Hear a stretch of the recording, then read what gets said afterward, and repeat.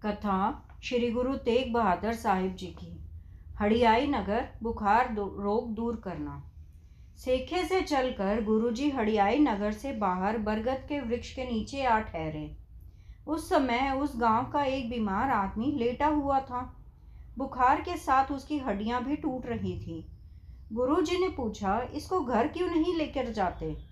उसके घर वालों ने कहा कि महाराज, गांव में बुखार का बड़ा जोर है, कोई विरला ही बचा है, बहुत लोग मर भी गए हैं। वहां पास ही पानी का एक जौहड़ था।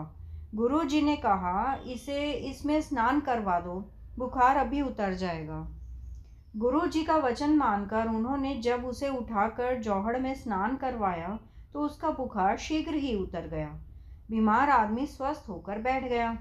जब इस बात का गांव के अन्य लोगों को पता लगा तो वे सारे बीमारों को साथ लेकर गुरुजी की शरण में आ गए और बीमारों को जौहड़ में स्नान करवाकर स्वस्थ कर दिया। यह कौतुक देखकर सारे लोग भेंट लेकर गुरुजी के दर्शन करने आए और सतनाम का उपदेश लेकर सिख बन गए। गुरुजी ने यहाँ एक धर्मशाला और लंगर चलाने का हुक्म देकर आगे चले गए। इस जौहड़ को संगत ने पक्का सरोवर करा दिया, जिसका नाम गुरुसर प्रसिद्ध है। संगत ने इसके पास ही गुरुजी की आज्ञा के अनुसार धर्मशाला भी तैयार करवा दी। गांव ढिलवा, गाय दान और यज्ञ करना। हड़ियाए से चलकर गुरुजी 2 कोस पर गांव सोहीवाल और कैल से ढिलवा आ गए। ढिलवा आकर आप जी ने अच्छा स्थान देखकर डेरा कर लिया। दूसरे दिन एक पर्व, जिसको कत्तक की पुनिया कहते हैं, वो थी। आज आप जी ने इसे शुभ दिन विचार करके 7100 गाय मंगवाई और एक तपस्वी जो गौएं पालता था उसे दान कर दी। जिस समय गुरु जी ने गाय दान संकल्प करके चुली छोड़ी तो तपस्वी का रंग काला हो गया। तब तपस्वी ने प्रार्थना की कि महाराज, मेरा यह कष्ट दूर करो, मैं कुरूप हो गया हूँ। तब गुरु जी ने उसके सिर के ऊपर हाथ रखकर उसका काला रंग पहले की तरह ही साधारण कर दिया। तदुपरांत गुरु जी ने बड़ा भारी यज्ञ किया, जिसमें सबको कड़ा, पूड़ी और अनेक प्रकार के भोजन करवाए और ब्राह्मणों को दान दिया। गुरु जी का प्रताप देखकर तपस्वी का सिक्खी धारण कर लेना, गांव बंदेर और अलीशेर के लोगों का भोलापन। ढिलवा से चलकर गुरुजी बंदेर गांव आए, परंतु यहाँ अधिकांश लोगों ने देखकर गुरुजी ने अलग गांव अलीशेर जा डेरा किया। बाद में जब बंदेर के लोगों को पता लगा कि गुरुजी हड़ियाए गांव में बुखार की बीमारी दूर करके आए हैं, तो वह भी सारे सलाह करके गुरुजी के दर्शन करने के लिए तैयार हो गए।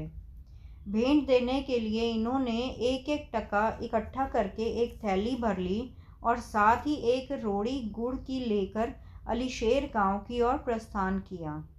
रास्ते में इनको आगे गुरुजी की ओर आता हुआ एक सिख मिला। उन्होंने उसको पूछा कि गुरुजी किस भेंट पर प्रसन्न होकर दर्शन देते हैं?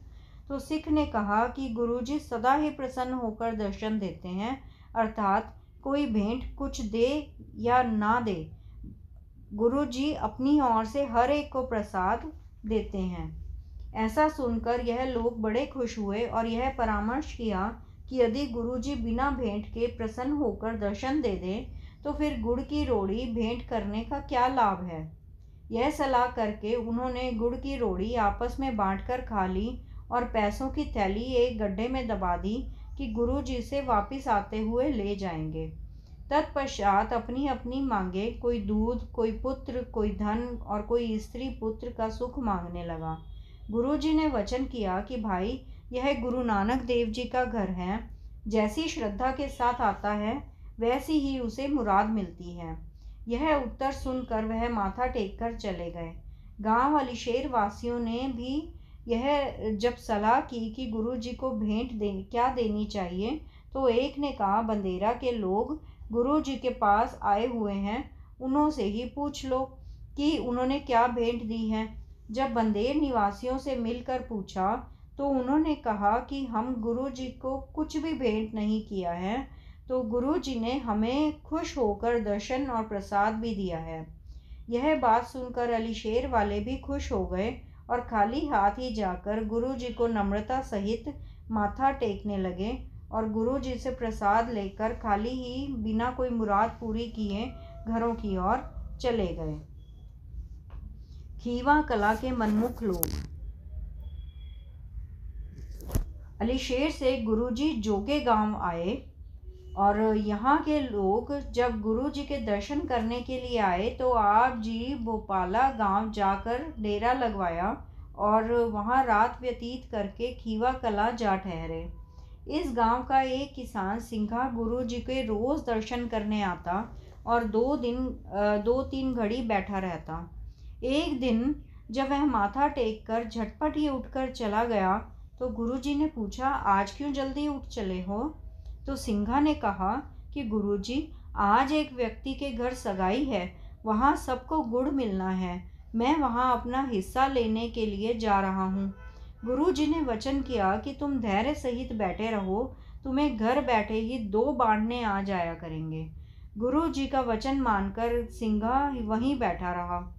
उधर जिसके घर सगाई थी उसे जब पता लगा कि सिंघा गुरुजी के पास बैठा है तो गांव के चौधरी ने कहा कि साधु संत के पास जाना ठीक है, आगे से तुम्हें उसे 2 बांटने वाले दिया करो, यदि वे आप लेने ना आए तो उसके घर दे आया करो। उस दिन से सिंघा को 2 बांटने वाले मिलने लगे।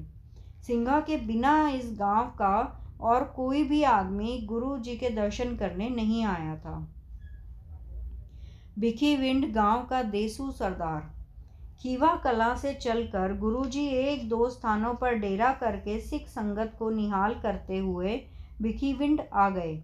यहाँ एक चाहल गोत का देसू सरदार रहता था। वह सरवर का शिष्य था। एक दिन कुछ सिखों की प्रेरणा करके वह गुरु जी के दर्शन करने आया तो सरवर की खुंडी गले में डाली हुई थी तथा उसका वेश भी सरवारियों वाला धारण किया हुआ था।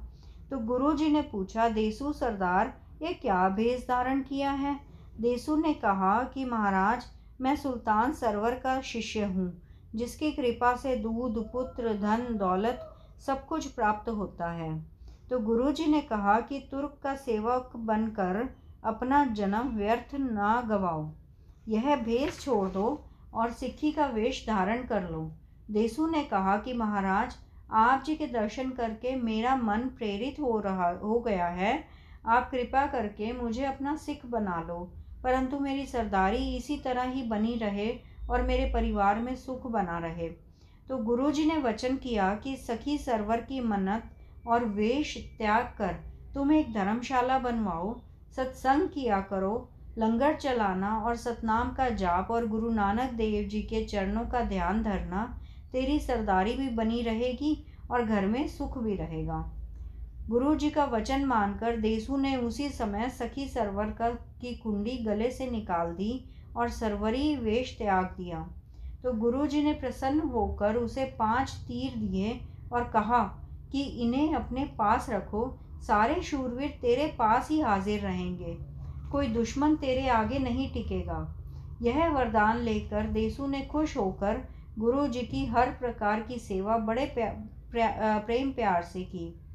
यहाँ गुरु जी 10 दिन टिके रहे और देसू सरदार को देखकर गांव के कई लोगों ने भी गुरु सिक्खी धारण कर ली। तदुपरांत देसू ने अपनी स्त्री के कहने पर गुरु जी के दिए हुए 5 तीर तोड़कर फेंक दिए और सरवर पीर के चिन्ह, खूंडी आदि को फिर से गले में डाल लिए। इस बात का जब गुरु जी को पता लगा तो आप जी ने वचन किया कि हमने उसे 5 पीरों की छाप वाले 5 तीर दिए थे, उसने वे अपनी स्त्री के कहने पर तोड़कर मूर्खता की है, उसने अपना वंश नाश कर लिया है।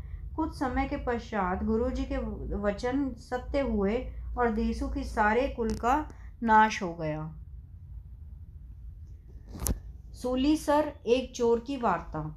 मौड़ गांव से चलकर गुरु जी ने सूलीसर आकर आवास किया। रात के समय जब गुरु जी के सब साथी सो गए तो 2 चोर, जिनमें एक हिंदू और एक मुसलमान था, गुरु जी के घोड़े खोलने के लिए आए। परंतु गुरु जी का प्रभाव देखकर मुसलमान चोर आप जी को नमस्कार करके घर को चला गया। परंतु हिंदू चोर समय देखकर घोड़ा चुरा कर ले गया। जब पहरेदार ने गुरु जी को यह बात बताई कि कोई चोर घोड़ा ले गया है, तो आप जी ने वचन किया कि जिसने यह कर्म किया है वह इसका फल पाएगा। जब सुबह हुई, दिन निकला, तो सिख जो घोड़े के निशान के पीछे लगे हुए थे, घोड़े सहित चोर को पकड़कर गुरु जी के पास ले आए। तो गुरु जी ने चोर को कहा, तुम सारे संसार को लूट कर खाते फिरते हो, फकीरों को भी नहीं छोड़ते। संतों, साधुओं, फकीरों की चोरी करना महापाप है। इसकी सज़ा तो तुम्हें सूली मिलनी चाहिए। परंतु हम यह काम नहीं करना चाहते। यह कहकर गुरु जी ने चोर को छोड़ दिया। चोर ने कहा कि महाराज, जो सज़ा का अधिकारी आप जी ने मुझे वचन किया है वह ज़रूर होकर रहेगा। अब मैं अपना मरना ही अच्छा समझता हूँ। यह कहकर चोर एक जंड के वृक्ष पर चढ़कर और उसने एक टहनी के सिर पर पेट के बल लेटकर अपने बल के साथ ही दबाकर जीवन का नाश कर दिया। इस स्थान का नाम अलीसुर प्रसिद्ध है।